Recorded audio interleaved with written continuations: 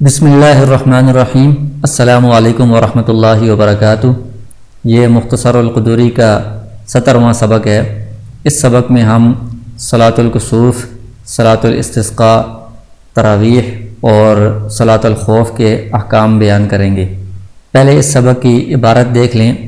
باب صلاۃ الکسوف اذا انکسفت الشمس صلی الامام بالناس رکعتین كهيئة النافلة في كل ركعة ركوع واحد ويطول القراءة فيهما ويخفي عند أبي حنيفة رحمه الله وقال أبو يوسف ومحمد رحمهم الله يجهر ثم يدعو بعدها حتى تنجلي الشمس ويصلي بالناس الإمام الذي يصلي بهم الجمعة فإن لم يحضر الإمام صلاها الناس فرادا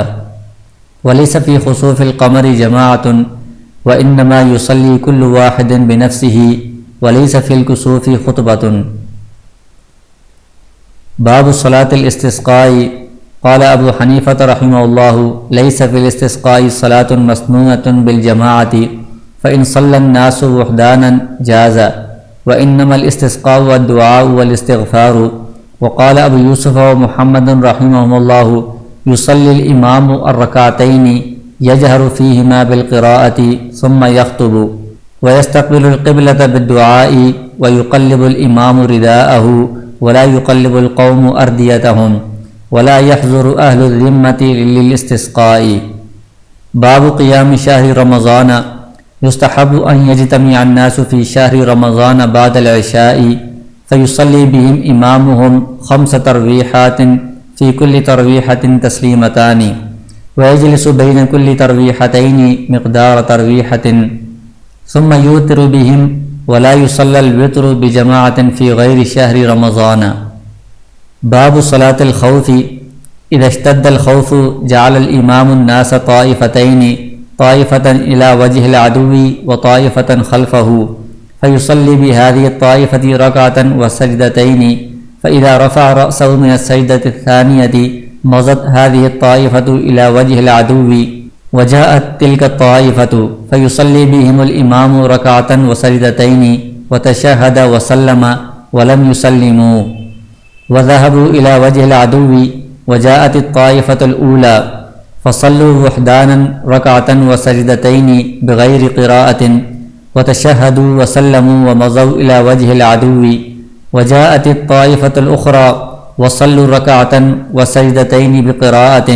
وتشهدوا وسلموا فإن كان مقيما صلى بالطائفة الأولى ركعتين وبالثانية ركعتين ويصلي بالطائفة الأولى ركعتين من المغرب وبالثانية ركعة ولا يقاتلون في حال الصلاة فإن فعلوا ذلك بطلت صلاتهم وإن اشتد الخوف صلوا ركبانا وحدانا يؤمئون بالركوع والسجود إلى أي جهة شاءوا إذا لم يقدروا على التوجه إلى القبلة۔ یہ باب ہے صلاۃ الکسوف کے بارے میں۔ کسوف کہتے ہیں سورج گرہن کو۔ تو جس وقت سورج گرہن ہو تو چونکہ یہ ایک غیر معمولی واقعہ ہوتا ہے، عجیب واقعہ ہوتا ہے، اور قیامت کے جو حالات بیان کیے گئے ہیں کہ اس وقت سورج بے نور ہو جائے گا، یہ اس کے ساتھ مشابہت رکھتا ہے۔ تو اس لیے اس وقت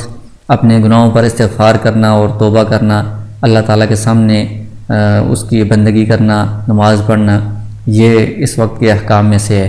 تو اس وقت ایک نماز بھی آپ صلی اللہ علیہ وسلم سے پڑھنا یہ ثابت ہے، مسنون ہے، اس کو صلاۃ الکسوف کہا جاتا ہے۔ تو اس کا طریقہ احکام بیان کر رہے ہیں۔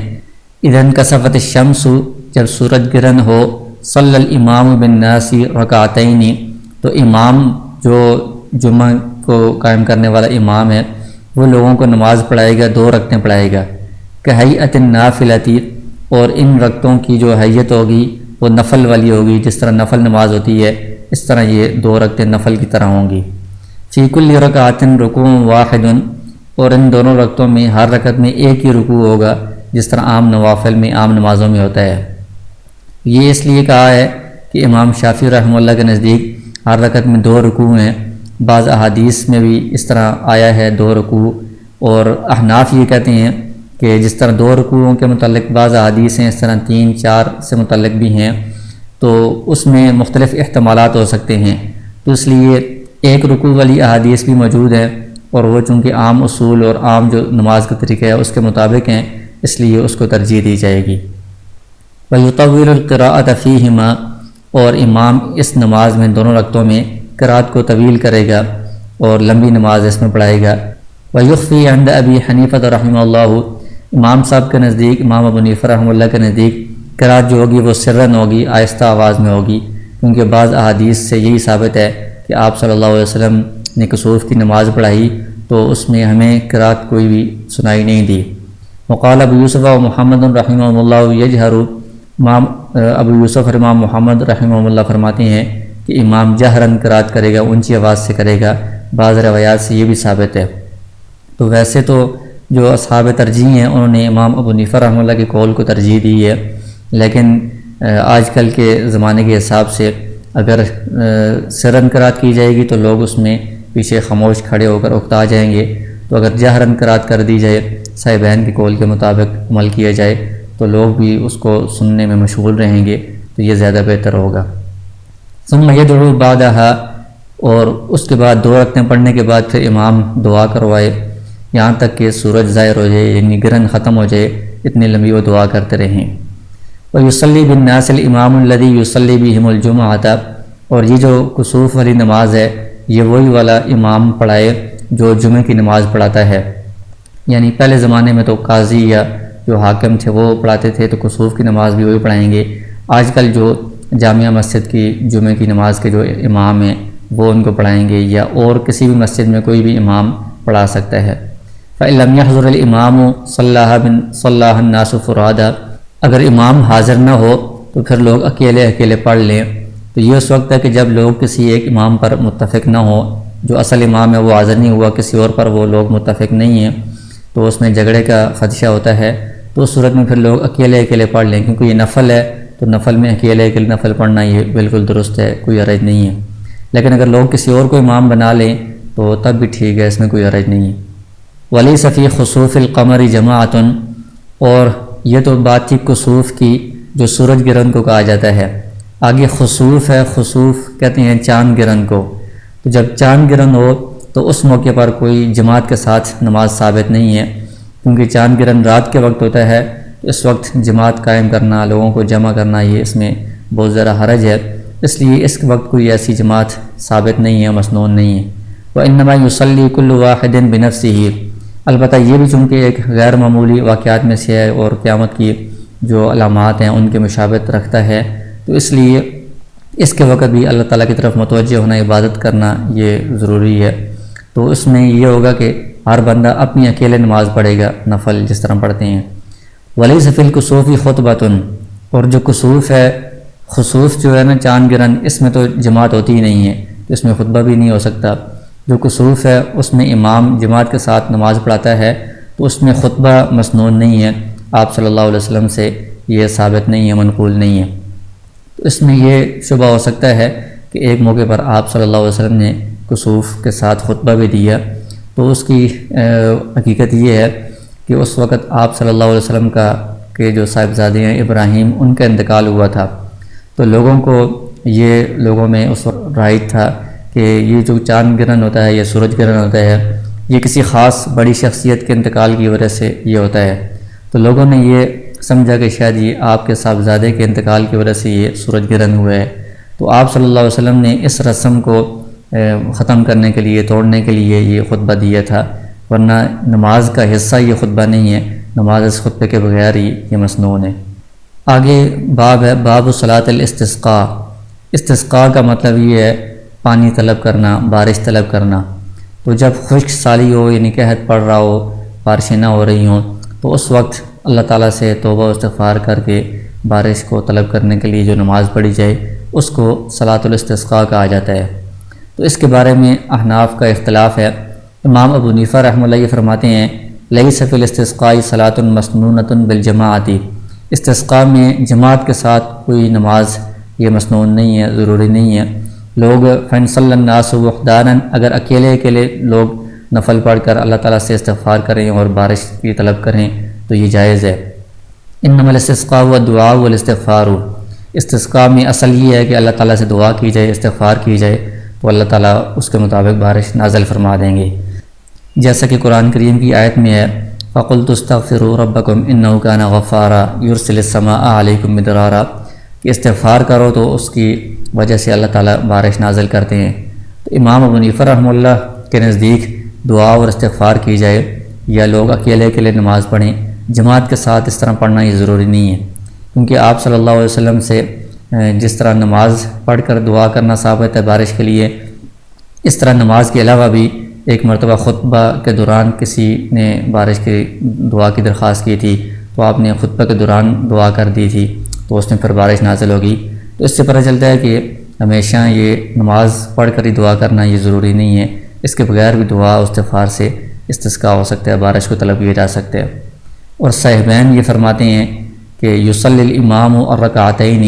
کہ نماز 2 رکعتیں پڑھنا یہ مسنون ہے، ثابت ہے اور اس طرح پڑھنی چاہیے۔ تو امام جماعت کے ساتھ 2 رکعتیں پڑھائے گا، یجہر فیہما بالقراءۃ، اس میں جہراً قرات کرے گا،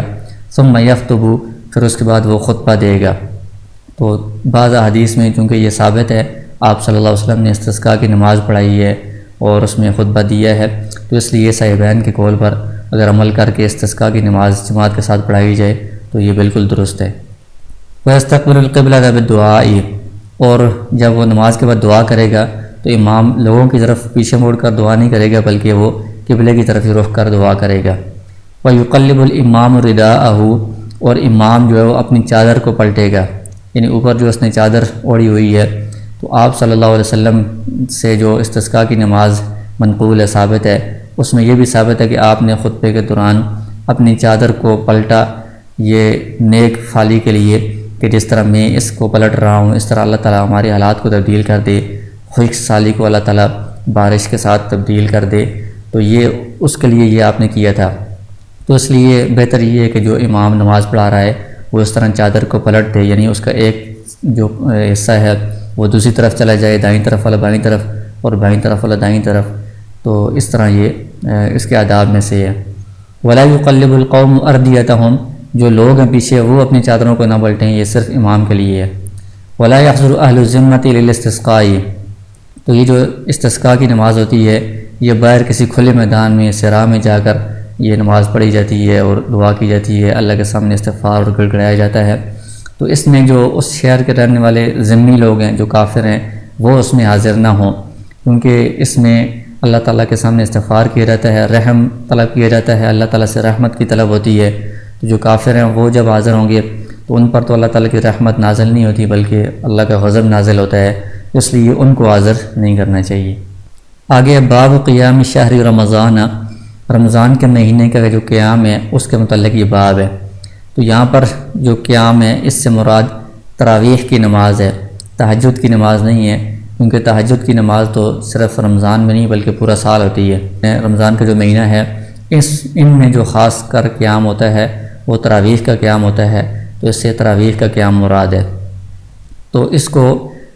جو پہلے باب النوافل گزرا ہے اس میں ساری سنتیں بیان کی ہیں، ان سے الگ بیان کیا ہے، اس لیے کہ اس کی جو خصوصیات ہیں وہ عام نوافل سے ہٹ کر ہیں، یہ صرف نفل نہیں ہے بلکہ یہ سنت ہے اور سنت مؤکدہ ہے، اور اس کے اندر جماعت بھی ہے، اور قرآن کریم ایک مرتبہ ختم کرنا یہ بھی مسنون ہے، اس کی خاص خصوصیات ہیں، تو اس کو باب النوافل سے الگ کر کے بیان کیے ہے۔ فرماتے ہیں یستحب ان یجتمع الناس فی شہر رمضان بعد العشاء، کہ رمضان میں عشاء کی نماز کے بعد لوگ سارے جمع ہوں، فیصلی بہم امامہم 5 تراویحات، تو امام ان کو 5 تراویحیں پڑھائے۔ تو ایک تراویحہ جو ہوتا ہے فی کل تراویحۃ تسلیمتان، اس میں 2 سلام ہوتے ہیں، اور ایک سلام جو ہوتا ہے وہ 2 رکعتوں کے بعد ہوتا ہے، تو جب 2 سلام ہوں گے تو ایک تراویحہ 4 رکعت کا ہو جائے گا، تو جب 5 تراویحیں ہوں گے تو یہ کل 20 رکعت ہو جائیں گی۔ تو اس کے بارے میں یہاں یستحب کہا ہے، تو یہ الفاظ جو مستحب والے ہیں یہ نفل پر بھی ان کا اطلاق ہوتا ہے، سنت پر بھی ہوتا ہے۔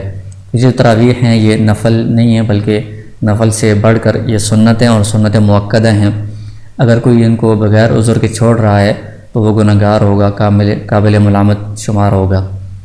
یہ جو نماز ہے اس میں جماعت بھی ثابت ہے، آپ صلی اللہ علیہ وسلم نے رمضان کے مہینے میں 3 دن جماعت فرمائی ہے، لیکن اس کے بعد آپ نے جماعت چھوڑ دی ہے، وہ اس لیے کہ یہ خدشہ تھا کہ یہ ایسا نہ ہو کہ یہ فرض ہو جائے تو امت کے لیے یہ مشقت کا باعث بنے گی، اس لیے آپ نے بعد میں جماعت چھوڑ دی۔ لیکن آپ صلی اللہ علیہ وسلم کے بعد صحابہ کرام رضی اللہ عنہم کا اجماع ہو گیا اس پر کہ یہ تراویح جماعت کے ساتھ پڑھی جائے گی، کیونکہ اس کے بعد پھر فرض ہونے کا وہ احتمال نہیں باقی رہا،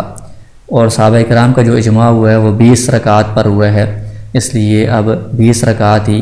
سارے جو ائمہ ہیں، امام ابو حنیفہ، امام شافعی، امام مالک، امام احمد بن حنبل رحمہ اللہ،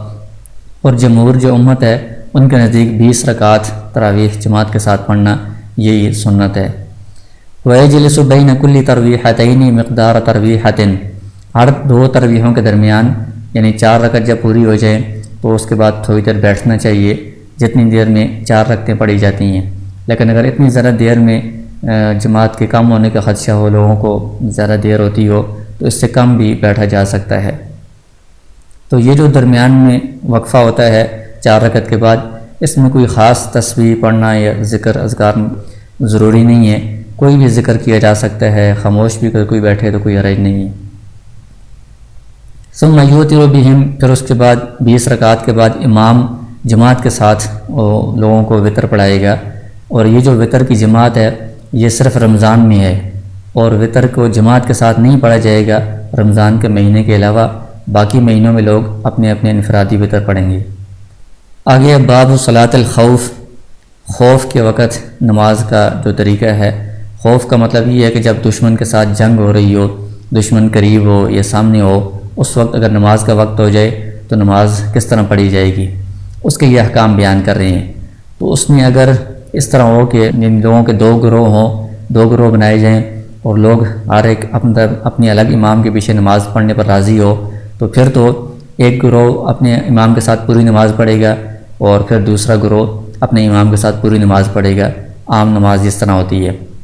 لیکن اگر معاملہ ایسا ہو کہ ایک امام ہے اور سارے لوگ اسی کی اقتداء کرنے پر راضی ہیں، اس کے علاوہ کسی اور کے پیچھے نماز پڑھنے پر تیار نہیں ہیں، جیسے آپ صلی اللہ علیہ وسلم کے زمانے میں تھا کہ سب کی خواہش یہی تھی کہ آپ کی اقتداء میں ہی نماز پڑھیں، اسی طرح بعد میں اگر کوئی ایسی بڑی شخصیت ہے کہ سب لوگ اس کے علاوہ کسی اور امام پر راضی نہیں ہیں، پھر اس کا طریقہ یہ ہوگا، اذا اشتد الخوف، جب خوف ہو تو جعل الامام الناس طائفتین، امام لوگوں کے 2 گروہ بنائے گا، طائفتن الی وجه العدو، ایک گروہ دشمن کے سامنے رہے گا اور دوسرا گروہ امام کے پیچھے ہوگا، وہ نماز شروع کرے گا۔ فیصلی بهذه الطائفة رکعتا وسجدتین، جو گروہ امام کے پیچھے ہے اس کو یہ 1 رکعت پڑھائے گا اور 2 سجدے کرے گا، اور دوسرے سجدے سے جب وہ سر اٹھائے تو یہ والا جو گروہ ہے وہ دوسرا سجدہ کرنے کے بعد دشمن کی طرف چلا جائے، ان کے سامنے جا کر کھڑا ہو جائے، اور جو دوسرا گروہ تھا جو پہلے دشمن کے سامنے تھا وہ آ جائے، اور امام ان کو 1 رکعت پڑھائے اور 2 سجدے بھی کرے پھر، اور اس کے بعد امام تو تشہد پڑھے اور سلام بھی پھیر دے، لیکن جو دوسرے لوگ ہیں جو ابھی آئے ہیں وہ سلام نہیں پھیریں گے، کیونکہ ان کی ابھی 1 رکعت ہوئی ہے، 1 رکعت باقی رہتی ہے، اور یہ چلے جائیں گے الی وجه العدو، دشمن کی طرف اس کے سامنا کریں گے، اور جو پہلا طائفہ تھا جس نے پہلے 1 رکعت پڑھی ہوئی تھی وہ واپس آئے گا، اور وہ پھر اکیلے جماعت کے ساتھ نہیں اکیلے نماز پڑھیں گے، اپنی باقی 1 رکعت پڑھیں گے اور 2 سجدے کریں گے، اور یہ جو اپنی باقی وہ 1 رکعت پڑھیں گے اس میں وہ قرات نہیں کریں گے،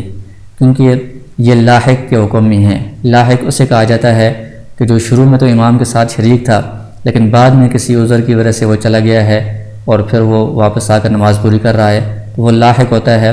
وہ قرات نہیں کرتا جو باقی نماز پوری کرتا ہے۔ تو اس میں قرات کے بغیر وہ اکیلے 1 رکعت پڑھیں گے، تو ان کی 2 رکعتیں پوری ہو جائیں گی تو تشہد پڑھیں گے اور سلام پھیر دیں گے اور دشمن کی طرف چلے جائیں گے، اور پھر دوسرا گروہ آئے گا جس نے امام کے ساتھ دوسری رکعت پڑھی تھی، امام کی جو دوسری رکعت تھی اس میں وہ شامل ہوئے تھے، تو وہ پھر 1 رکعت پڑھیں گے اور 2 سجدے کریں گے اور اپنی جو پہلی رکعت رہ گئی تھی اس کو پورا کریں گے۔ اس میں وہ قرات بھی کریں گے کیونکہ یہ مسبوق کے حکم میں ہے۔ مسبوق وہ ہوتا ہے کہ جو امام کے ساتھ دوسری رکعت میں آ کر شریک ہوتا ہے، تو وہ جب اٹھ کر اپنی رکعت پوری کرتا ہے تو اس میں قرات بھی کرتا ہے، تو یہ بھی دوسری رکعت میں امام کے ساتھ شریک تھے،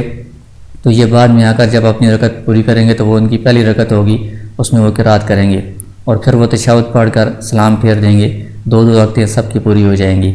تو یہ تو اس وقت ہے کہ جب یہ مسافر ہوں تو اس طرح یہ دو رکعتیں پوری کریں گے۔ فإن كان مقیما، اگر امام مقیم ہے تو صلی بالطائفۃ الاولی رکعتین وبالثانیۃ رکعتین، تو پہلی طائفہ کو 2 رکعتیں پڑھائے گا، پھر وہ چلے جائیں گے، پھر دوسرے کو 2 رکعتیں پڑھائے گا، پھر وہ واپس آ کر 2 رکعتیں پوری کریں گے۔ اس طرح 4 رکعتیں ان کی پوری ہو جائیں گی۔ اور مغرب کی جو نماز ہے اس میں 3 رکعتیں ہیں، تو امام پہلا جو طائفہ ہے اس کو 2 رکعتیں پڑھائے گا مغرب کی، اور دوسرے کو 1 رکعتیں پڑھائے گا، اور باقی جتنی رکعتیں رہ گئی ہیں وہ واپس آ کر پوری کریں گے۔ ولا یقاتلون فی حال الصلاۃ، نماز کی حالت میں وہ قتال نہیں کریں گے، صرف دشمن کا سامنا کریں گے، سامنے کھڑے ہوں گے۔ فإن فعلوا ذلك بطلت صلاتهم، اگر انہوں نے قتال کیا تو یہ قتال کرنا عمل کثیر ہے، تو عمل کثیر سے نماز باطل ہو جاتی ہے، ٹوٹ جاتی ہے۔ وإن اشتد الخوف، اور اگر اتنا زیادہ خوف ہو کہ وہ سواری سے اتر کر اس طرح نماز نہیں پڑھ سکتے، تو وہ اسی طرح صلوا رکبانا، سوار ہوتے ہوئے حالت میں ہی نماز پڑھ لیں۔ وحدانا، جماعت کے ساتھ اگر وہ اکٹھے نہیں ہو سکتے تو اکیلے ہی پڑھتے رہیں۔ یومئون بالرکوع والسجود، اور سواری کے اوپر چونکہ وہ پورا رکوع اور سجدہ نہیں کر سکتے تو رکوع اور سجدے کا وہ اشارہ کر لیں۔ الی ای جہۃ شاءوا اذا لم يقدروا على التوجه الى القبلہ، اگر قبلے کی طرف رخ کرنا ان کے لیے ممکن ہو پھر تو قبلے کی طرف رخ کر کے وہ سواری کے اوپر نماز پڑھیں، لیکن اگر قبلے کی طرف رخ کرنا متوجہ ہونا یہ ممکن نہ ہو تو پھر جس طرف بھی رخ ہو اس طرف ہی وہ نماز پڑھ لیں، کیونکہ اس حالت میں یہ معذور ہوں گے، ان کو عذر ہے، سخت خوف ہے، تو ان سے یہ قیام اور یہ قبلے کی طرف رخ یہ ساری چیزیں ان سے ساقط ہو جائیں گی، یہ اشارے سے نماز پڑھیں گے، سواری کے اوپر ہی جس طرف بھی رخ کر کے پڑھیں۔